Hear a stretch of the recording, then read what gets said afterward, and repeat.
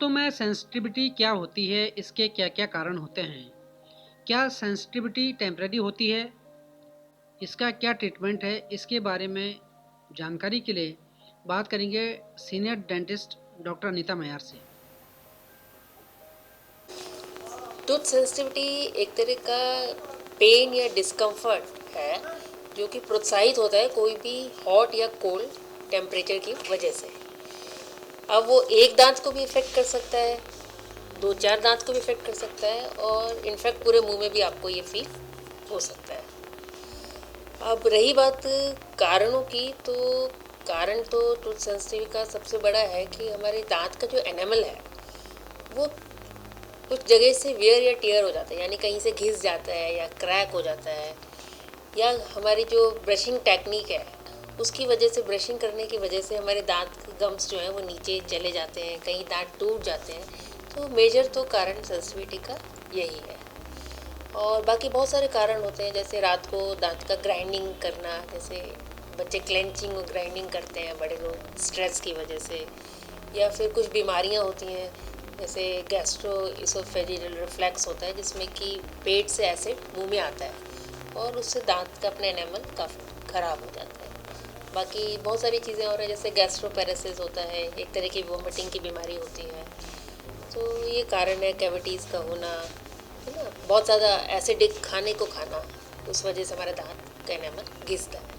Madam, क्या tooth sensitivity जो होती है या टेम्परेरी होती है या और दूसरी रहती है? देखिए, कई बार तो इसका कारण टेम्परेरी भी होता है, और जैसे हमने अचानक कोई दांत में फिलिंग करी है या कोई नए दांत को रिप्लेस किया है या हमने कोई ब्रिज लगाया है, तो वहाँ पे अक्सर पेशेंट को एक टेम्परेरी सेंसिटिविटी होती है जो कि विद कोर्स ऑफ टाइम चली जाती है। इसके लिए क्या ट्रीटमेंट रहता है बेसिक देखा जाए तो? देखिए, ट्रीटमेंट में सबसे पहले तो हमें सभी को ये अवेयर करना होगा कि हमें ब्रशिंग बहुत अच्छी तरह करना चाहिए, सॉफ्ट ब्रश का इस्तेमाल करना चाहिए और ब्रशिंग भी सॉफ्टली करनी चाहिए, तभी हमें उस ब्रश से फ़ायदा होगा। दूसरी बात ये है, अगर कहीं पे कोई कैविटीज़ हैं तो उनको फिल कराएं। आजकल जैसे कहीं गम रिसेशन है, मसूड़ा नीचे जा रहा है, तो हम लोग सर्जरीज करते हैं जिसमें तालू से गम्स को लेके और टिश्यू को लेके और वहाँ पे रिप्लेस करते हैं उस जगह पे, तो वो भी ट्रीट कर सकते हैं। जहाँ पे ग्राइंडिंग वगैरह है वहाँ हम ऐसे उसको काउंसलिंग करके पेशेंट को स्ट्रेस को कम करेंगे। कुछ माउथ गार्ड्स देते हैं जिससे वो रात को क्लेंचिंग ना हो, उसका आपस में दांत ना टकराए। और बाकी फिलिंग्स हैं, इनलेज हैं, बॉन्डिंग है, और सबसे बड़ी चीज़ है पेस्ट का सिलेक्शन। तो आपको वही पेस्ट यूज़ करना चाहिए जो लेबल्ड है फॉर द सेंसिटिव टूथ, और उसके कंटेंट को पढ़ के हमें काम में लेना चाहिए। इसके लिए बहुत सारे ऐड आते हैं टूथ के लिए, टेस्ट के लिए। बिल्कुल। किस तरह से सेलेक्ट करें या किस तरह से चूज़ करें कि इसको हमको यूज़ करना चाहिए? हमें हमेशा ये देखना चाहिए कि क्या वो सेंसिटिविटी ऑफ टूथ के लिए लेबल्ड है, डिसेंसिटाइजिंग कंटेंट है या नहीं है।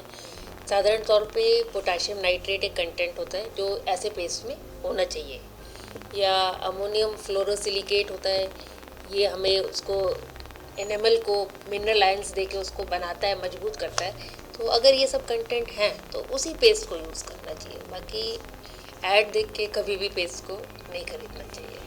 आम आदमी कैसे इसको समझे कि वो कितना समझ पाता होगा टेक्निकल लैंग्वेज है, जैसे आपने बताया पेस्ट के बारे में, तो वो किस तरह से करें? सर, उसमें एक ही हम काम कर सकते हैं कि हम एक अच्छी कंपनी का पेस्ट लें जो कि सेंसिटिविटी के लिए बना हुआ है। किसी साधारण कंपनी का ऐसा पेस्ट ना यूज़ करें जो केवल कंटेंट लिखा हुआ नहीं है या उसमें मार्क नहीं है, तो कभी खरीदना नहीं चाहिए। ठीक है madam, thank you. Thank you. Bani Park Heart and ECP General Hospital US FDA व अमेरिकन हार्ट एसोसिएशन द्वारा अनुमोदित राजस्थान का प्रथम अंतर्राष्ट्रीय मापदंडों के अनुसार हार्ट अटैक के मरीजों का बिना सर्जरी, बिना भर्ती किए ईसीपी द्वारा अत्याधुनिक इलाज।